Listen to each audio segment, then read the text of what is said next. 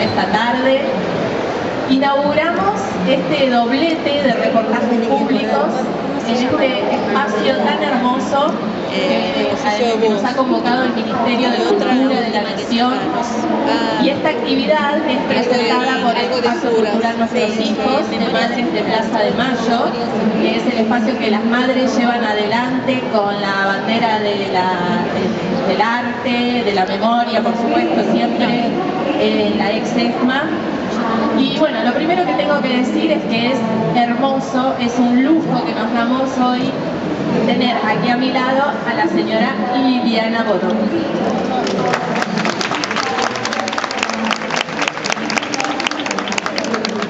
Lo segundo que les tengo que decir es que este es un reportaje público, así está pensado. ¿Qué quiere decir esto? Que yo estoy aquí en el rol de coordinadora y lanzando tal vez las primeras preguntas como para romper el hielo, pero están ustedes convocados no solo como público que escucha, sino como público que puede y que sería muy bienvenidos si se suma en esta propuesta, traer sus preguntas. Además, por los encuentros breves que ha tenido Liliana en este ratito en que llegó, las cosas que le han dicho, estoy segura que todos los seguidores de su literatura tienen mucho mejores preguntas para hacer que las que puedo haber traído yo. ¿Qué te parece, Liliana? A ver, primero, buenas tardes para todos, para todas. ¿Se escucha? Bueno, así me dicen. Ahí va. Nada, para mí estar acá es de muchas maneras una alegría, de muchas maneras. Porque es una alegría literaria, pero también es una alegría ideológica, porque este espacio para mí, digamos, significa mucho más que lo estético. Significa la palabra libre, significa la palabra comprometida, significa la palabra esperanzada, de manera que digo, estoy acá por todas las coincidencias, por todas, con el espacio, obviamente, con la gente que está atrás de esto sosteniéndolo. Así que vamos a conversar. Vamos a conversar. Antes les cuento brevemente también que Liliana Bodó es alguien a quien admiramos y es también una amiga de Leculi. Ha estado en el Espacio Cultural Nuestros Hijos el año pasado hablando de literatura con chicos y con docentes, y es también jurado de nuestro concurso ¿Quién apaga las estrellas?, que es un concurso nacional destinado a chicos y chicas de primaria. Así que quién sabe si a lo mejor acá entre el público hay alguien que pueda querer participar de ese concurso. Me imagino, Liliana, que debe ser una tarea bastante pesada, si se quiere, asumir el riesgo de un concurso, de ser jurado de un concurso literario, por lo que se elige y por lo que no se elige, sobre todo un concurso para chicos. Absolutamente, digo, ser jurado de un concurso siempre es complejo, siempre uno teme mucho ser autoritario, siempre uno teme mucho ser soberbio, porque al fin y al cabo es un criterio. Pues un criterio que tiene un pedacito de historia, un pedacito de experiencia atrás, pero al fin y al cabo un criterio. Y aunque hagamos todo lo posible por ser justos, por ser ecuánimes, por leer y releer, digo, siempre hay un espacio de duda. Y tratándose de pibes, de niños y de jóvenes que escriben con todo lo que uno sabe que significa eso, con la entrega que significa eso, claro que la responsabilidad se redobla, ¿no? Bueno, Liliana Bodó, nacida en Santa Fe, criada en Mendoza, recién llegada ayer, llegó a Buenos Aires para esta feria. ¿Desde dónde? ¿Dónde vivís ahora? Bueno, como gitana siempre. Como gitana, en realidad nací en Santa Fe, viví casi toda mi vida en Mendoza y ahora estoy en San Luis, en un pueblito muy chiquito. Ahí tenemos a San Luis. Ahí tenemos fans punteños. Muy bien, puntal. Estoy en un pueblito muy lindo, muy chiquito, que se llama El Trapiche. Nada, ahí vivo, la verdad, digamos, muy tranquila, a orillas del río, un lugar lindo para escribir. Otro paisaje, ¿no? Otros sonidos. Otros sonidos. Y llegaste ayer a la feria, entre otras cosas, para presentar un libro nuevo, que veo que estás muy atenta al marketing porque no lo trajiste. Que es Tiempo de Dragones, acá lo tenemos. No hacía falta que lo trajera. Estaba todo preparado. No hacía falta, como por para supuesto. lectores interesados. Este no lo tengo de Liliana. Que es este libro que me contó tu hijo Galo, que por esas cuestiones que siempre ocurren seguramente en la feria, donde todas las editoriales están queriendo imprimir sus libros al mismo momento, vos te encontraste con el objeto libro en el mismo momento de la presentación. Absolutamente, yo lo conocí como libro, no al texto, claro, pero lo conocí como libro ayer, cuando llegué a la feria a presentarlo, estaba ahí. Y bueno, pero son las cosas que suelen pasar en el mundo editorial, sobre todo en esta época de feria, a donde todos llegan con la lengua afuera y los libros también. Las ilustraciones de este libro nuevo son de Ciruelo. De Ciruelo. Amorosa. Muy en el tema. Estoy grabando. Claro, Dragones. Gran dibujante de dragones, por si alguno no lo conoce, pero es un gran dibujante de dragones, pero es además un amante de los dragones, un conocedor de los dragones. Él puede hablarnos de los...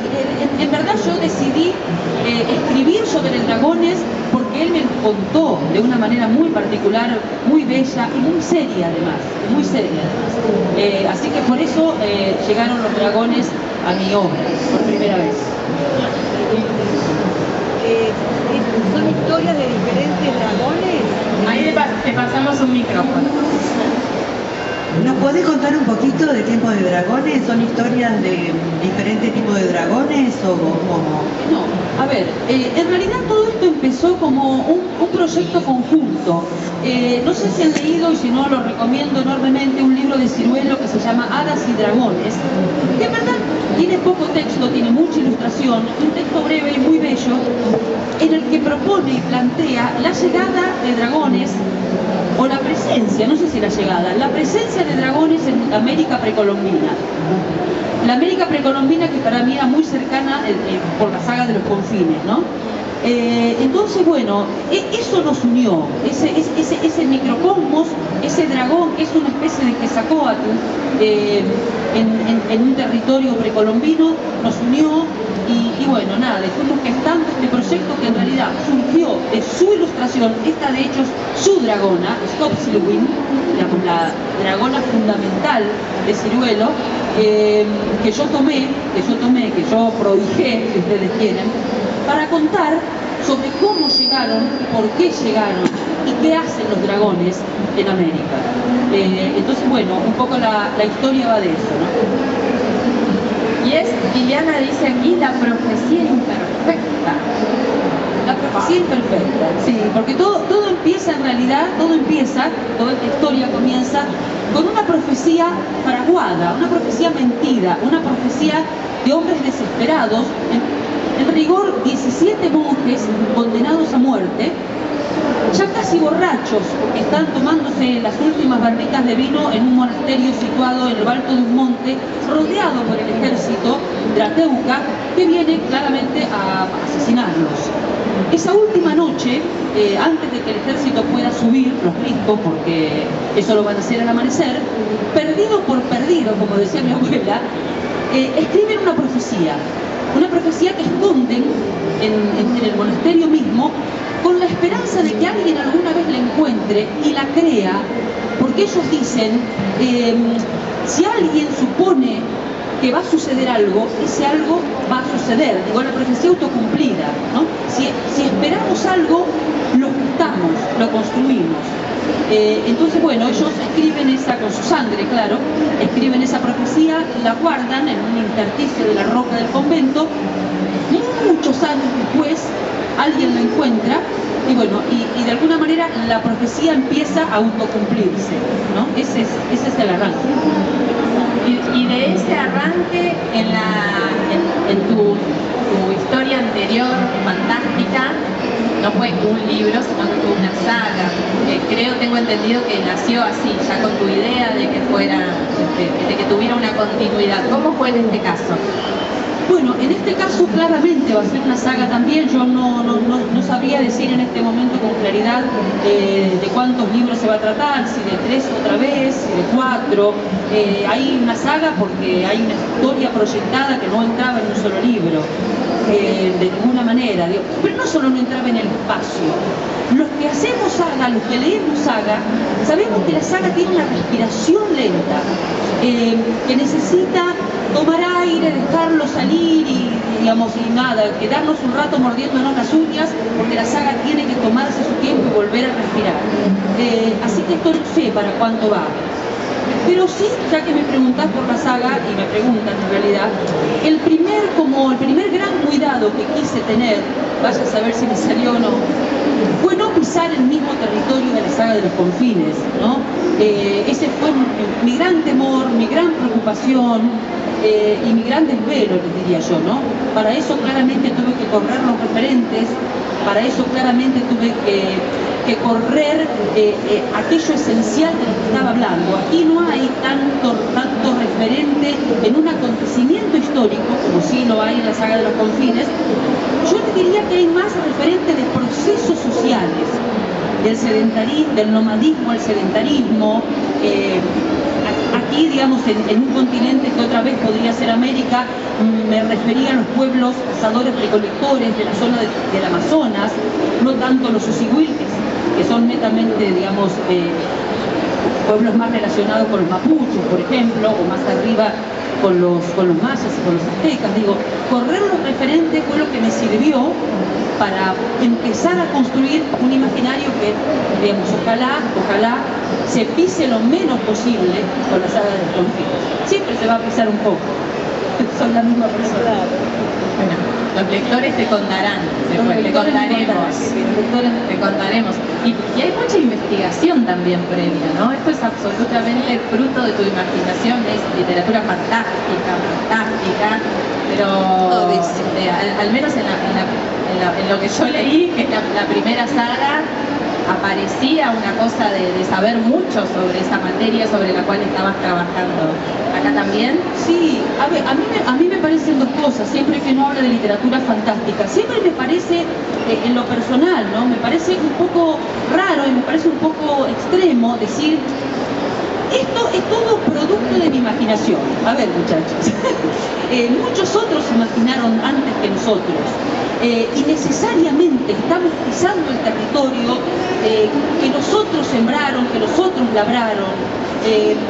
Entonces digo, pretender que algo es exclusivo de la imaginación de un escritor, a mí me parece un poco complicado de sostener. Nadie imagina solo porque nadie vive solo. Pero además en el caso mío se agrava, porque estoy, la verdad, absolutamente incapacitada estoy de imaginar o de crear un mundo que no tenga un asidero en algún lugar de la realidad. No me sale, no me sirve, no encuentro el verosímil.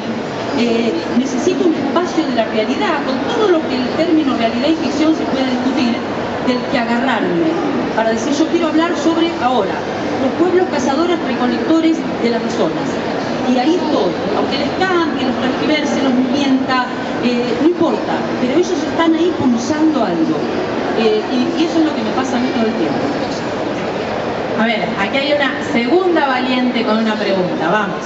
Hola, yo te quería preguntar si en tu niñez o en tu juventud habías accedido a lecturas que tuvieran que ver con este tipo de universo poético o filosófico, eso por un lado, y después, ¿qué pasa con Memorias Impunes?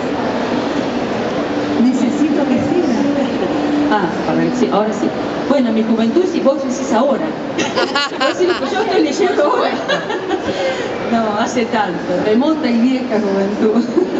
Pero bueno, a ver, a mí me parece que no era tanto lo que había a disposición de los niños y de los jóvenes ya un poco más, pero digo, en mi infancia no había tanto, no había esto, no había colecciones, no había una multitud de sellos. Había unos poquitos libros, y en mi casa particularmente unos muy poquitos libros, que leíamos y releíamos, y de ahí también quizá la importancia que yo le doy a la forma en la que se lee. ¿Es esto? A la forma en la que se leen las cosas. Yo soy una convencida de que importa leer mucho, y sí importa, pero importa cómo se lee. Importa cómo se lee, importa cómo se mira un cuadro. Uno puede pasar por el Louvre mirando cuadros y sacándole fotos para después contar que estuvo en el Louvre mirando fotos y sacando cuadros, ¿sí? O uno se puede quedar en un pedacito de cuadro, uno por uno, en un ojito de... en una sonrisa de, en un amanecer de, 7 horas. Y quién sabe, por ahí salís más vestido que si corriste como un desorejado por el Louvre sin mirar nada demasiado seriamente. Y yo creo que hay una manera de leer así también, ¿no? Entonces, bueno, yo releí libros que poco y nada tenían que ver con lo fantástico. Todo lo contrario, en mi casa, digamos, había papá, mi amor, dogmático, socialista dogmático, materialista extremo, nada de Papá Noel, nada. Papá Noel era horrible para él. Horrible, no había hadas, no había duendes, había proletarios, burgueses, proletarios, eso sí, ahora brujas ni a palo. Mirá por dónde le salió la rebeldía. Mirá cómo le salió la ira. No, bueno, pero había también, digamos, la hermosura de ocuparse del prójimo. Y me parece que eso uno después crece y va encontrando otros caminos, ¿no? Pero en realidad fueron libros de la editorial Mir, de algunos de los cuales conservo, uno que se llama Los Tres Gordinflones, que son 3 burgueses, por supuesto, y una revolución que los quiere derrocar. ¿Y Tolkien, por ejemplo, no formaba parte de tus lecturas? Y Tolkien llegó a mi vida mucho después, cuando yo ya era una adulta y me maravilló, digamos, antes de Tolkien claramente yo pasé por la facultad y nada, me contacté con otros registros de lectura y con otros libros. Pero Tolkien llegó a mi vida cuando mis hijos, que hoy ya son adultos, eran nada, adolescentes. Sí, sí. Claro, leí. Aquí hay otra pregunta. ¿Dónde? Acá, yo. Hola. Hola, Liliana. ¿Conoces las geografías y las costumbres ancestrales de los pueblos de los que escribís? A ver, conozco, a veces a mí me preguntan si para escribir la saga de los confines viajé mucho. Bueno, y yo tengo que confesar que por muchas razones, pero en lo económico también está la causa. Conozco muy poco, la verdad, conozco muy poco. Empecé a conocer después de escribir, pero la verdad es que yo creo, sin pretender transformarme en gurú y decir cosas raras, yo creo que hay una conexión, yo creo que hay una energía que nos pertenece, que nos corresponde y que podemos escuchar desde lejos. Yo creo que hay caminos que van de una cultura a otra, de una persona a otra, de una ciudad a un bosque, de un río a un edificio, que nos hace hermanos. Si uno tiene ganas de ser hermano, si uno tiene ganas de escuchar y de atender y de aprender del otro, ¿no? Bien, bien, gracias. No, por favor. Hola. Hola. Te quería preguntar una cosita. Los nombres de los personajes Sí. de la saga de los confines, ¿de dónde tienen su iniciativa? ¿De dónde los ha sacado? Bien. Bueno, él me pregunta, por si no se escuchó, él me pregunta acerca de los nombres de la saga de los confines, cómo aparecieron. Bueno, una vez más, igual que con la historia misma, no me pareció razonable ni sensato inventar nombres al tuntún, ¿no? Empezar a mezclar sílabas hasta que saliera algo más o menos raro. Me pareció mucho más interesante, digo, como escritora, ¿no? Ir a buscar nombres que tuvieran un sentido, una dirección. Nuestros hermanos aborígenes dicen que un nombre es una dirección. Entonces, bueno, los pueblos usihuilques tienen raíces en el mapuzungún, en la lengua del pueblo mapuche. Los Sinsacay, los señores del sol, en cambio, perdón para los que no leyeron, pero son pueblos de la saga de los confines, tienen raíces en la lengua náhuatl. Y los siderecios, en cambio, los que vienen de las tierras antiguas, del griego, ¿no? Bueno, siderecios, ahí tenés sider, acero, hombres de acero. Así que bueno, nada, en todos los casos intenté buscar una raíz etimológica que sustentara a los personajes. Y pienso en esta complejidad, son propuestas complejas las que vos acercás a tus lectores. Y pienso también en esto complejas que no es lo mismo que difíciles o excluyentes, como bien se puede comprobar por lo que generás en mucha gente de muchas edades muy diferentes. Y pienso también en esto que decías sobre que la literatura fantástica es de respiración lenta, que tiene muchos hilos para tirar, caminos que ya el escritor dispone que sean de largo aliento y el lector viene preparado para ese camino largo. Me imagino imagino cuando vos comenzaste con la saga de los confines, con el primer libro, ¿qué año fue? 99, 98 por ahí. 98, 99, República Argentina. En ese momento, acá en ediciones de literatura fantástica, ¿qué había? Sí, modelos o qué. Ética fantástica, aquí en la Argentina, poco. ¿Y cómo hiciste para publicar ese primer libro? Para que un editor te dijera, sí, este primer libro, a ver. Este primer libro, en esta edición además. En esa edición. Que ya es histórica, la que tiene el señor. La octava edición. Bueno, este libro tiene, a ver, a mí me pasó con la saga de los confines lo que espero que nos pase a todos los días de la vida, ¿no? Apasionarme y empecinarme muchísimo más allá de los resultados. Por eso a veces, cuando a veces vienen chicos muy jóvenes y me cuentan que están escribiendo, y a veces porque, a veces porque los empuja la sociedad y quién sabe si no nosotros mismos, me preguntan, ¿cómo hago para editar? Vamos a respirar, vamos a quedarnos en la escritura primero. Esta pulsión de llegar al resultado a veces nos quita la pena, ¿por qué no decirlo? La maravillosa pena del trayecto, de la duda, del error, del equívoco y del no, que me dijeron un montón de veces con la saga de los confines. Nadie crea que la saga de los confines la editaron así de fácil, de ninguna manera. Un montón de editoriales, por no decir casi todas, se negaron a editarla, ¿no? Hasta que, bueno, de pronto apareció don Antonio Santana en Editorial Norma, que me dijo, solamente te la puedo editar en juvenil, porque es literatura fantástica, los adultos no la van a leer. Bueno, y salió claramente, digamos, en el sello de literatura infantil y juvenil. Porque bueno, acá también hay toda una historia de cómo se desmerece, por un lado la literatura infantil y juvenil, pero por otro lado también el pensamiento mágico. El pensamiento mágico, el conocimiento mágico, es tan antiguo como el hombre y es tan sabio como cualquier otro pensamiento, respetado digo. Entonces bueno, ese fue el caminito largo de la saga, pero antes que el caminito, la verdad, y esto es lo único que puedo decir en mi favor, estuvo la pasión.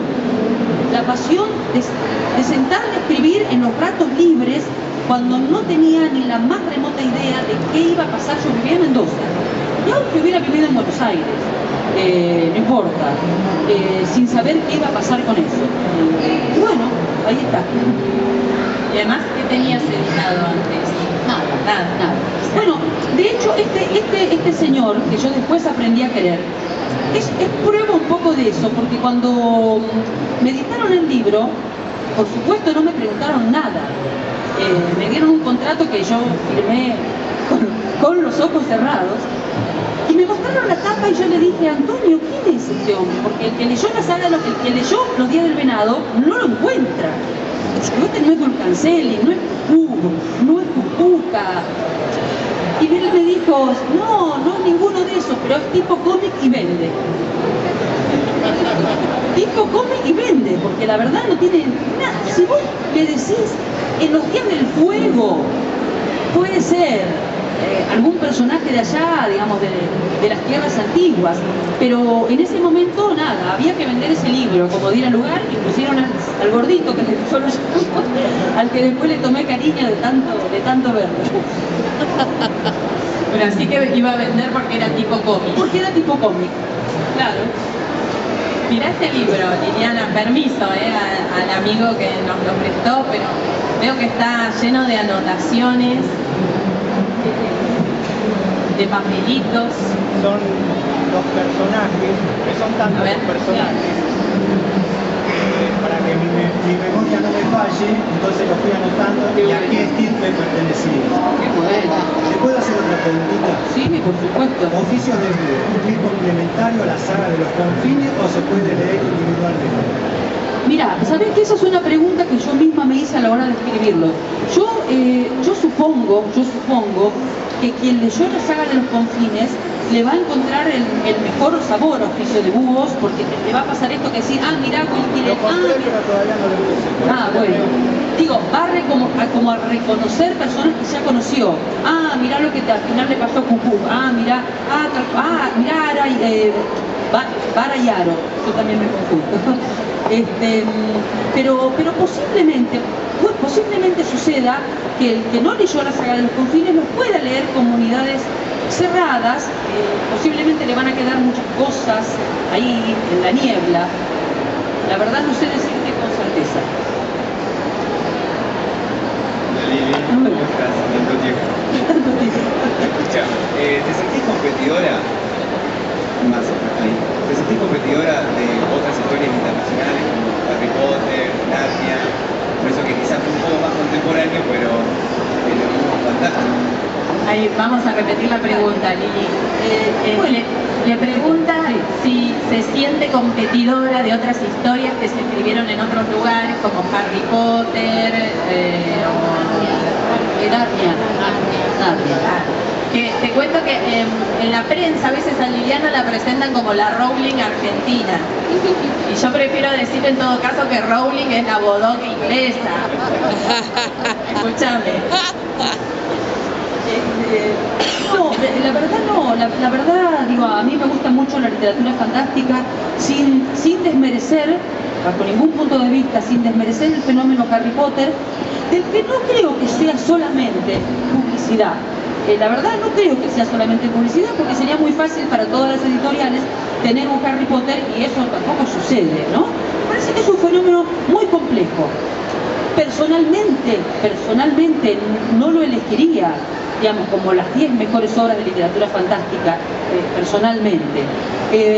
Pero no me siento compitiendo, sinceramente no me puse en ese lugar. Me parece que hay toda una construcción de literatura fantástica que dialoga de alguna manera, ¿no? Que dialoga, que se replica, que se discute. Hay un mago que dice una cosa acá, los magos, claramente la magia de Harry Potter es una magia que yo entiendo al menos, bastante opuesta quizá a la magia de la saga de los confines, ¿no? Es una magia más individual, más de linaje, más de elegidos. La magia de la saga de los confines es más de andar a pata por la vida y por el bosque y de trabajar en conjunto con la comunidad y de trabajar sobre todo, ¿no? De trabajar. Así que, pero bueno, es un diálogo también. Así que también los tipos de magia pueden tener su carga ideológica. Te va a morir, absolutamente. A mí me gusta siempre, sobre todo si hay amantes del género fantástico y sobre todo si hay escritores del género fantástico, a mí me gusta siempre pararme en una distinción que me parece que es categórica. Cuando uno va a escribir un relato fantástico, tiene como una gran primera decisión que tomar, ¿no?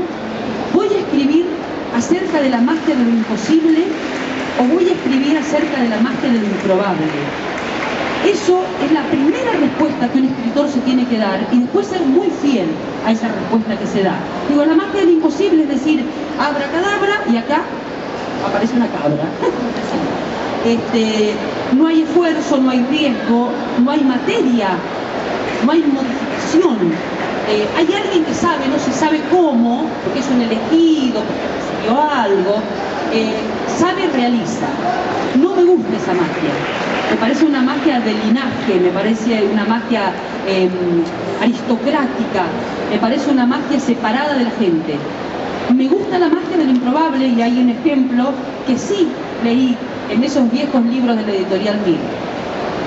Un gran pedazo de roca, decía un físico ruso que no me acuerdo el nombre, hablando de lo improbable, ¿no? Un gran pedazo de roca y alguien que la dinamita, coloca la dinamita de tal manera que cuando esa dinamita explota, queda perfecta y sin su brazo la Venus de Milo.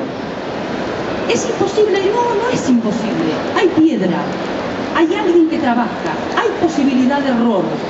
¿No es improbable? Ah, sí, claro, es terriblemente improbable. Solo un mago puede hacer eso. Pero esa es la magia que a mí me importa, me interesa y la única en la que puedo creer, por supuesto. Mira, es de una densidad teórica importante lo que acabas de decir. No es lo mismo la magia de lo imposible que la magia de lo improbable. Lo podemos entender, podemos aplicar a la literatura también, a toda la literatura. a todo el arte y a la vida por ahí, además. O digo, el viejo ese, ¿no? Bueno, Liliana, yo quería saber si en este libro en particular, tener las imágenes en el ciruelo, las ilustraciones, limitaron de palabras, ¿hizo difícil o hizo que fluyese? ¿Fue fácil? Sí, ¿se escuchó la pregunta? Ah, ¿no? Bueno, la repito, ella me pregunta si tener las imágenes de ciruelo como soporte de alguna manera de la escritura de Tiempo de Dragones hizo que fuera más fácil o más difícil. Hizo que fuera más fácil porque Ciruelo hizo que fuera más fácil. Digo, Ciruelo es muy generoso con su trabajo, con su escritura, y con sus dibujos, su escritura también, porque también escribe, claro. Él me dijo, tomá a Hobsbawm, hacé lo que quieras. Él podría haber sido mucho más receloso, si no, pero mirá, cheque. De hecho, a ver, un ejemplo que va a servir, creo. Los dragones de Ciruelo, en la obra de Ciruelo, hablan. Y yo le dije, Ciruelo, no los puedo hacer hablar. No me sale hacerlos hablar, Ciruelo, no sé cómo. Bueno, cada quien puede imaginar una cosa y otra no. Le digo, no me sale imaginar como esas gargantas así, como columna, como esa columna quizá, pueda verbalizar como nosotros. No me sale. Me dijo, ¿qué querés que hagan? Dejame, le digo, van a tener una especie de canto, de silbido, Dale, me dijo, dale. Quiero decir, esta Hobsbawm no habla, se comunica de otras maneras. Entonces digo, hasta en eso tuvo la enorme generosidad. Si no, no hubiera podido ser posible. Yo no hubiera podido escribir sobre un dragón que habla. No hubiera sabido cómo hacerlo. No digo que no se pueda, no hubiera sabido cómo. Y bueno, y Ciruelo tuvo esta enorme grandeza. Quería preguntarte cuáles son para vos los 10 mejores libros de Perdón, ¿se me cortó? Te preguntaba cuáles son para vos los 10 mejores libros de la literatura fantástica, ¿no? Los 10 mejores... El top 10. El top 10. A ver, y vamos a poner, Tolkien se va a llevar un montón de lugares. Bueno, pero sí, el Silmarillion y los 3 del Señor de los Anillos, seguro. El nombre del mundo es bosque, de Ursula Le Guin, seguro. La mano izquierda de la oscuridad, seguro. Terramar, seguro. Y hay uno de Celso Román, no sé si lo conocen, es un escritor colombiano, que es un libro maravilloso. Yo lo nombro siempre porque es escritura fantástica latinoamericana y se llama El Imperio de las 7 Lunas, que es maravilloso. Digo, puse a Tolkien y puse a Ursula Le Guin en los primeros lugares porque son mis dos amores y mis dos puntales a la hora de escribir. Acá el compañero de Radio Madre tiene una pregunta. Hola, profe. Hola, hola alumno. Él fue mi alumno hace muchos años. Hace muchos años. Bueno, se habla de literatura fantástica al hablar de tu obra, pero yo te quería consultar por la corriente literaria latinoamericana por realismo mágico. Hay una relación inevitable, yo leyendo tu obra pienso en García Márquez más que en Tolkien, y en ese sentido, te quería preguntar por Galeano, ¿cómo fue? Bueno, Galeano. Pongo la cara que todos ponemos en el corazón, por lo menos. Digo, bueno, Galeano fue claramente para mí también un maestro de la lengua, un maestro del pensamiento, alguien que habló poéticamente de la historia. Ahora me acuerdo que dejé la pregunta picando. Recién ella me preguntaba por Memorias Impuras. Y no es que voy a hablar de Memorias Impuras, pero lo que sucede es que esa novela plantea, entre otras cosas, digamos, que es la poesía, de alguna manera, la que enriquece el discurso histórico y lo hace asequible, y lo hace deseable, y lo hace amoroso. Y yo creo que Galeano fue un maestro en hacer amoroso el discurso histórico, la filosofía, la sociología, la antropología. Digo, yo creo que fue un gran pensador que hacer poético su pensamiento no le quita rigor. A veces nuestra academia es muy dura en este sentido y cuando asoma la nariz la poesía parece que la cosa deja de ser seria. Yo creo que es al revés. Hay una pensadora que también recomiendo leer, que se llama Katia Mandoki, que es una doctora en artes plásticas de origen mexicano, una señora académica que habla mucho.